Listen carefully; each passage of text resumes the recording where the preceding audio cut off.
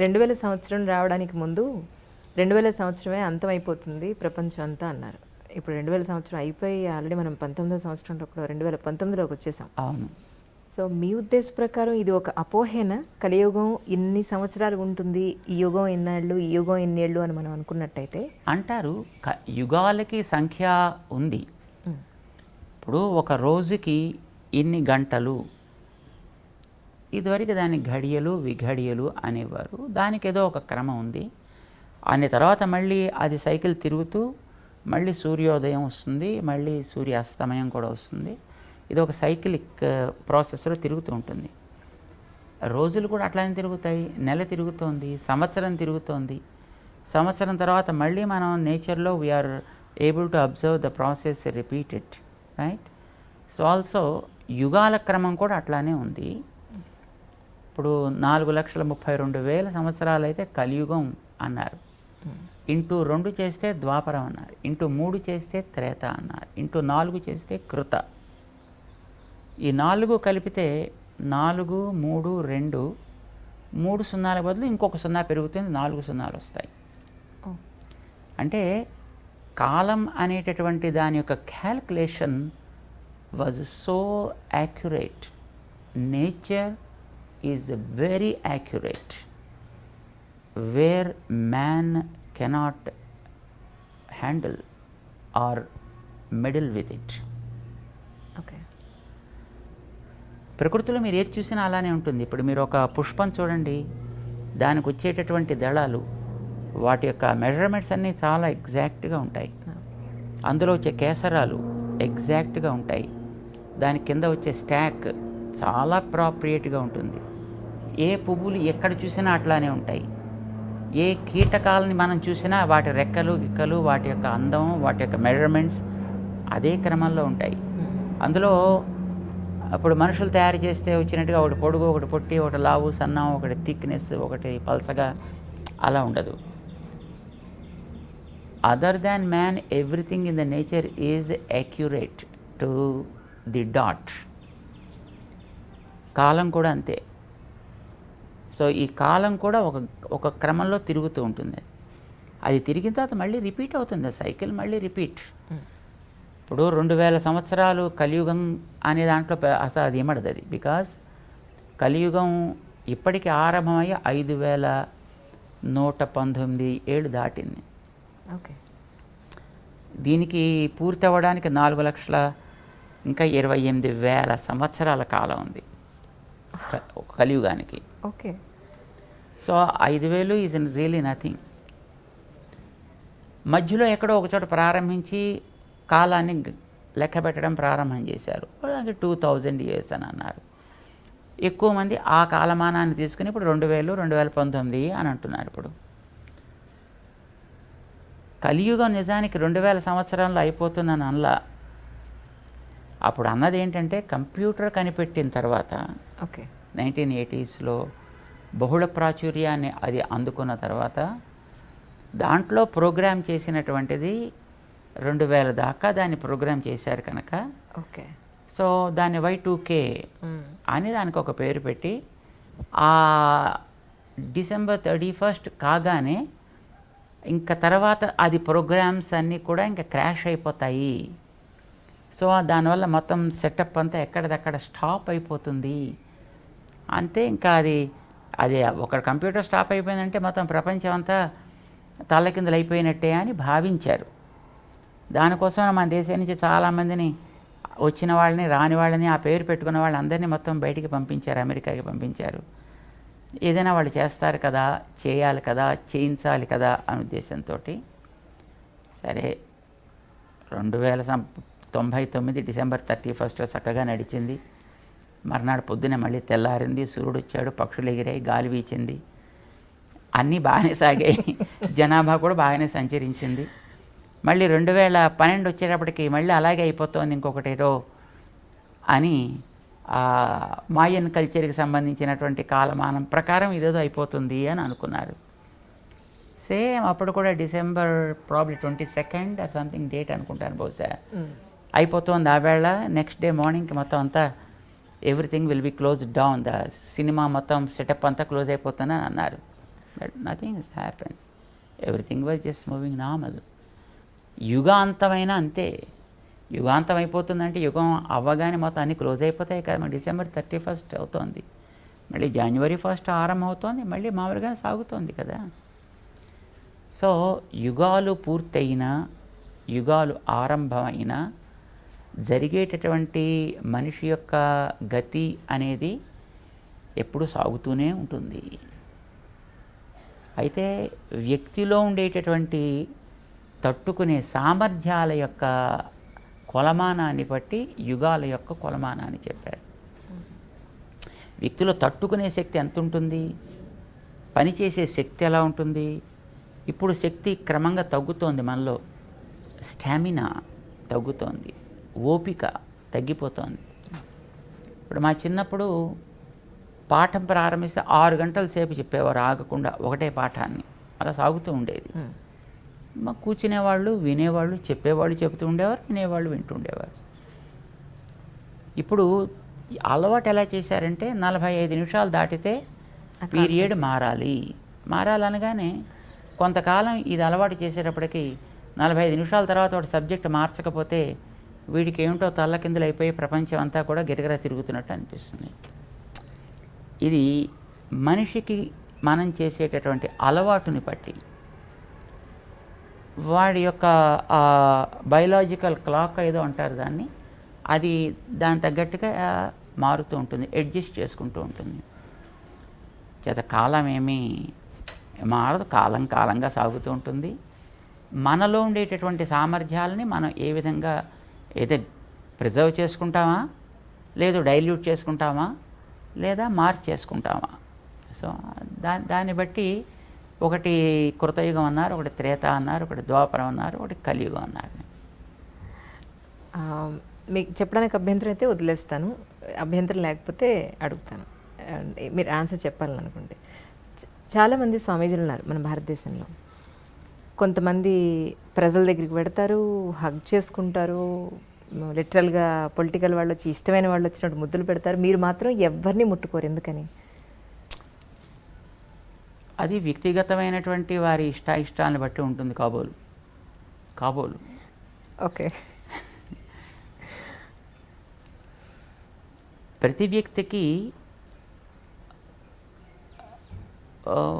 ఒక పద్ధతి, ఒక నియమము ఉండాలి. అది తన యొక్క పరంపరకి తగ్గట్టుగా ఉండాలి. సన్యాసి అంటే సన్యాసి కూడా ఒక పరంపర ఉంటుంది. ఆ పరంపరకి తగ్గట్టుగా తాను ఉండాల్సినటువంటి బాధ్యత ఉంటుంది. ఆ పరంపర ఎలా ఉండాలి అనేది పూర్వులు ఆచరించినటువంటి విధానం ఉంటుంది. యథా తే తత్ర వర్తేరన్ తథా తత్ర వర్తేథాః, యథా తే తేషు వర్తేరన్ తథా తేషు వర్తేథాః. వేదం చెప్తోంది, నీ పూర్వులు ఇలాంటి సిచ్యువేషన్ ఎదురైనప్పుడు ఏ విధంగా ప్రవర్తించారో ఆ విధంగా నువ్వు ప్రవర్తించు. ఒక్కొక్క కార్యం చేసేటప్పుడు దానికి ముందు వెనకలు కూడా ఏవో కొన్ని ఉంటాయి. వాటిని వాళ్ళు ఏ విధంగా ఆచరించేవారో నువ్వు కూడా ఆ విధంగానే ఆచరించు. ఇది వేదం చేసినటువంటి అనుశాసనం. It's a command given by Vedas. So వేదాల్లో చెప్పిన దాన్ని ఆచరించేవాళ్ళు కొందరుంటారు, వైదికమైన పద్ధతిని ఫాలో అయ్యేవాళ్ళు కొందరుంటారు, స్వయంగా నిర్మించుకున్నటువంటి నియమాలను బట్టి ప్రవర్తించేటువంటి వాళ్ళు కొందరు ఉండొచ్చును. బట్ వాళ్ళ ఇష్టాన్ని బట్టి ఉంటుంది అది. మరి బహుశా మేము మా పెద్దవాళ్ళు ఎలా చేసేవారో అలా ఉండాలని అనుకునేవాళ్ళం కాబోలు, అందుకోసం మేము ఇలాగే ఉంటాం. అంటే మీ గురువుగారు ఇలాగే ఉండేవారండి? ఎస్,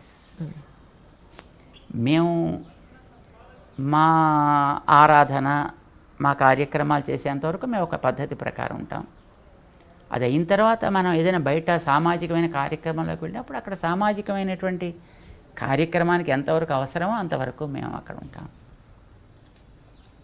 మీ గురువుగారు ఆఖరిగా మీకు చెప్పిన మాట ఏమిటి అంటే మీరేం చెప్తారు?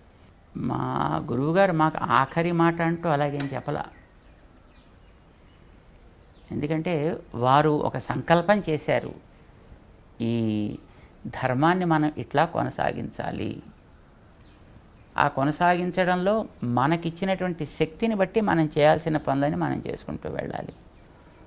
అది చెయ్యాలంటే దానికి కావాల్సినటువంటి వెనకాతల మనకి పరికరం కావాలి, దానికి కావాల్సినటువంటి ఆధికారికత కావాలి మనకి. అంటే దానికి కావాల్సిన ప్రమాణాలు మన దగ్గర ఉండాలి, కార్యక్రమాన్ని మనం చేయాలి.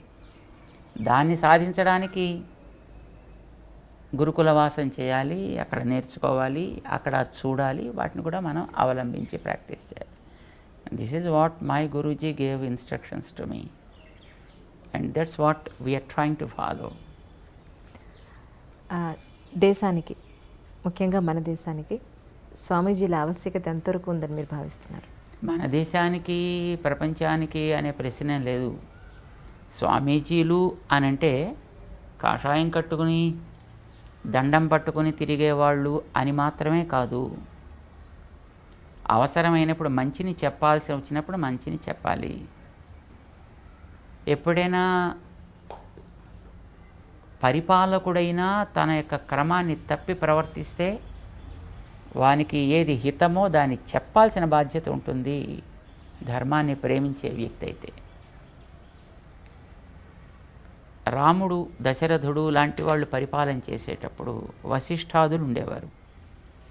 వాళ్ళని పురోహితులు అని అనేవారు. పురోహితుడు అంటే తానుండేటటువంటి ప్రాంతానికి, రాజ్యానికి హితాన్ని చేసేవాడు అని అర్థం. పురమునకు హితమును చేయువాడు అని అర్థం. వీళ్ళు రాజుల దగ్గర ఉంటుండేవారు. రాజులు పరిపాలన చేసేవారు. ఎప్పుడైనా ఒకసారి రాజు కనుక చేయాల్సిన పాలనలో తప్పుడు నిర్ణయాలు చేస్తే వెంటనే వీరి పక్కన ఉండి అది తగదు, స్టాప్ ఇట్ అని చెప్పగలిగేవారు. వాళ్ళకంటూ ప్రత్యేకమైనటువంటి అవసరాలు ఏమీ ఉండేవి కావు, పక్షపాతాలు అంతకంటేనూ ఉండేవి కాదు. రాజు దగ్గరైనా మొహమాటాలు ఎప్పుడూ ఉండేవి కాదు. చెప్పవలసినటువంటి హితాన్ని చెప్పాల్సి వచ్చినప్పుడు నిర్మోహమాటంగానే చెప్పేవారు. మంచి చేసినప్పుడు ప్రశంస కూడా అంత నిర్మోహమాటంగానూ ఇవ్వగలిగేవారు. అందుకోసమని ఎప్పుడైనా నిర్ణయం చేయాల్సి వస్తే వాళ్ళు వీళ్ళ యొక్క సలహా సంప్రదింపులు జరిపి నిర్ణయాలు చేసేవారు. ధార్మికమైనటువంటి విషయాల్లోకి వచ్చినప్పుడు మిగతా విషయాల్లో వాళ్ళకి అనుభవం ఉంటుంది కనుక వాళ్ళు వాటిని సాధించగలుగుతారు. కానీ ధార్మిక విషయాల దగ్గరికి వచ్చేటప్పటికి కొన్ని వాళ్ళకి అధ్యయనం చేసే అవకాశం ఉండదు. బికాజ్ లౌకికమైనటువంటి పరిపాలన విధానంలో వాళ్ళు ఉండేటప్పుడు ధార్మిక గ్రంథాలని చదివేంత అవకాశం వాళ్ళకి ఉండదు కనుక అలాంటి విషయాల్లో కావాల్సినటువంటి సలహాలు, సంప్రదింపులు వీళ్ళు ఇచ్చేవారు. అసలు ఏ వ్యక్తికి అన్నిటినీ మాస్టర్ చేయడం అనేటువంటి అసాధ్యం కదా. వాడు రాజు కావచ్చు, ధార్మికుడు కావచ్చు, మరొకడు కావచ్చు. కొన్ని విషయాల్లో వాళ్ళు తప్పనిసరిగా సమర్థత కలిగి ఉంటాడు. వాడి సబ్జెక్టులో వాడు సమర్థత కలిగి ఉంటాడు కనుక తన సబ్జెక్టుకి సంబంధించిన విషయాల్లో ఎప్పుడైనా ఒకవేళ పరిపాలకుడైనా హద్దు మీరి ప్రవర్తిస్తే, లేదు చేయాల్సింది వాడు చెయ్యలేకపోతుంటే వాడి చేత అది చేయించడం, వాడు హద్దు మీరినప్పుడు జాగ్రత్త, అది చెయ్యడానికి తగదు అని శాసించేనా వాళ్ళని ఆపగలిగేటటువంటి స్థితి కూడా ఉంటుండేది. అది ఆనాడు వశిష్ఠాదులు వాళ్ళు పురోహితులు అనే పేరుతో ఉండేవాడు. అయితే దురదృష్టం కొద్ది ఆ పురోహిత అనే పేరు ఇప్పుడు ఈవేళ మరొక రకంగా వాడుతున్నారు. కానీ ఎప్పుడైనా సాధువులు కానీ, సన్యాసులు కానీ, స్వాములు కానీ, పండితులు కానీ, జ్ఞానులు కానీ, the whole and sole responsibility of these people is to follow, of course, the doctrines that are laid down by the elders, teach them to the generation, and prepare the people who are able to take proper care in the society in general. అంటే రాజులకే కాదు కదా, సామాన్య ప్రజల్లో కూడా అలాంటి వాటిని చెప్పాల్సిన అవసరం ఉంటుంది కదా. వాళ్ళని కూడా ఆ మార్గంలో పెట్టాల్సిన బాధ్యత వాళ్ళకు ఉంటుంది కదా. వాళ్ళలో కూడా ఒక రకమైన అవగాహన తీసుకురావాల్సిన బాధ్యత కూడా వాళ్ళకు ఉంటుంది. అంచేత సామాన్యుల కోసం చెప్పడానికి కావాల్సిన శిష్యవర్గాన్ని తయారు చేసేవారు. వాళ్ళల్లో అప్పుడప్పుడు కొంత రాజాశ్రయాన్ని చేసి రాజులకు కూడా మార్గదర్శనం చేయగలిగేట్లుగా ఉంటుండేవారు. ఎప్పుడెప్పుడు ఎవరికి ఏ సలహా సంప్రదింపులు కావాల్సి వచ్చినా ఇవ్వడానికి అందుబాటులో మాత్రమే వాళ్ళు ఉండేవారు. అవసరమైతే తప్ప వీళ్ళు వెళ్ళి దాంట్లో నియంత్రించేటటువంటి స్థితి ఉండేది కాదు. వాళ్ళు కూడా తమ బాధ్యతని గుర్తించి ఆ రకమైనటువంటి సలహా సంప్రదింపులు తీసుకుంటూ ఉండేవారు అలాంటి విషయాలకు వచ్చినప్పుడు. ఇంటి పేరు నిలబెట్టడం లేదా ఒక వంశాన్ని నిలబెట్టడం అని అంటే అది ఒక అబ్బాయితోనే సాధ్యం అనేది కొన్ని సంవత్సరాలుగా పాతుకుపోయిన మాట.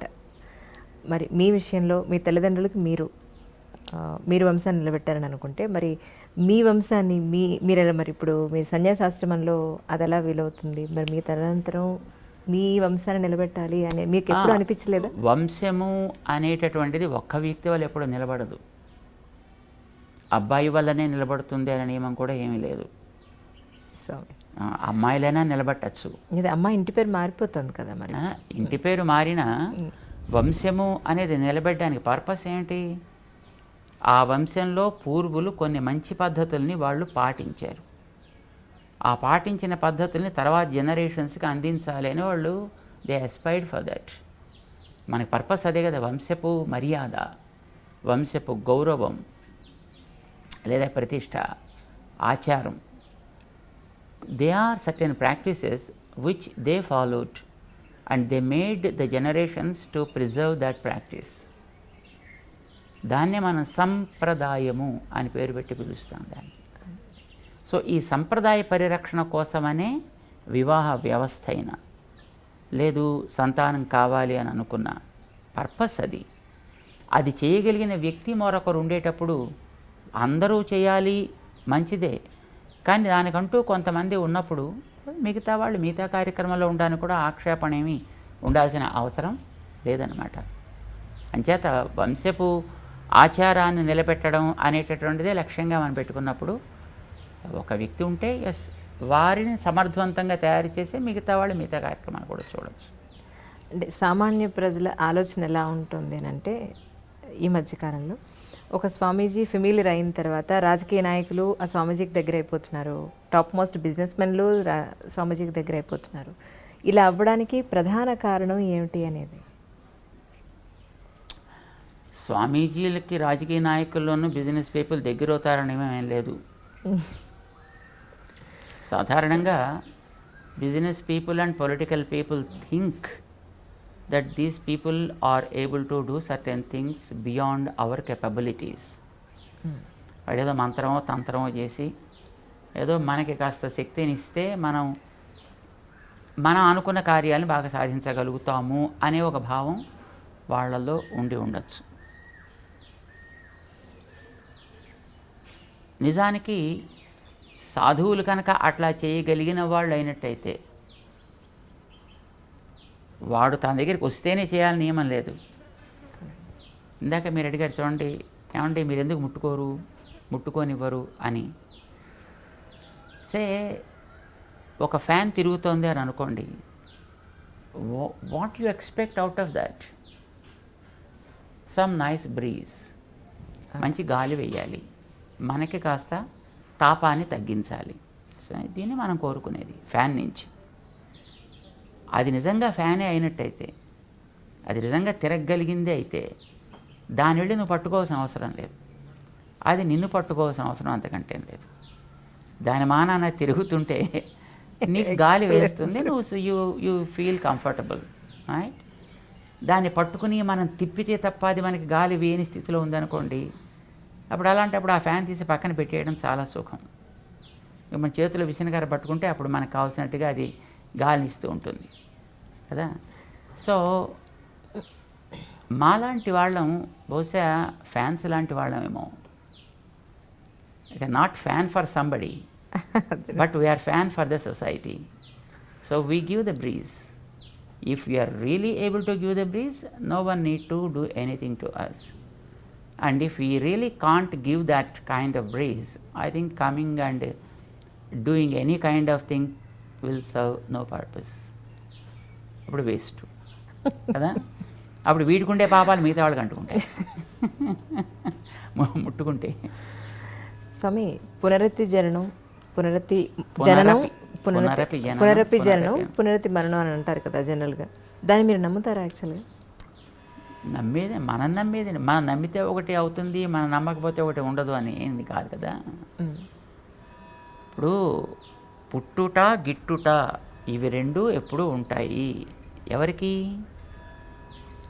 ఆత్మకి. ఓకే. ఇప్పుడు ఈ పైది శరీరం, ఈ శరీరం లోపల దీంతోటి ఈ పనులు జరపడానికి తోడ్పడేది ఒక ఆత్మ అనేది ఉంది అనేది మనకి శాస్త్రం చెబుతోంది కనుక మనం దాన్ని విశ్వసిస్తున్నాం. ఈ ఆత్మ అనేది ఒక కర్మ వల్ల శరీరంలోకి వస్తుంది. అది డిపెండ్స్ అపాన్ ద కర్మ.